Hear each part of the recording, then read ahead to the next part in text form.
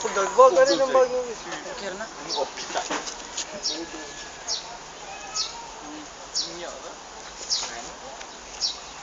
Magandang tanghali po sa inyong lahat. Ako po si Warren Carcido at ako po ay magtatalumpati tungkol sa mga kabataan noon at ngayon. Ang kabataan noon at ngayon ay may maliit lamang na puwang sa kanilang pagkakalayo sa kilos, gawi, ugali, pananamit, damdamin at iba pang bagay.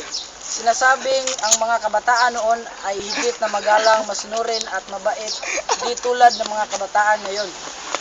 Lubhang taimtim sa puso't isipan na ang kanilang ginagawa sa kabilang dako, ang kabataan ngayon ay mapagwalang bahalang sa loobin.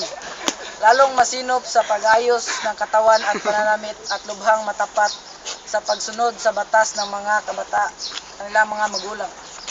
Kaya wika nga, ang kabataan noon ay hubog sa pangaral at kababaang loob at ang asal ay pinagmamalaki ng lahat. Kaiba naman ang mga kabataan ngayon. Mulat sila sa makabagong panahon, kaya higit na maunlad ang pangangatwiran ng bagong panahon, kaya minsan na pagkakamalang pagwawalang galang sa kapwa.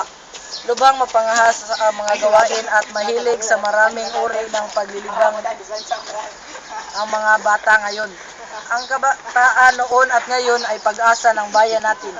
Kapwa sila makabayan, mapagmahal, matulungin sa mga kaanak, sa mga magulang. Ang pagkag-iba ngayon ay sinabi ko na. Yun lang po. Maraming salamat, sir.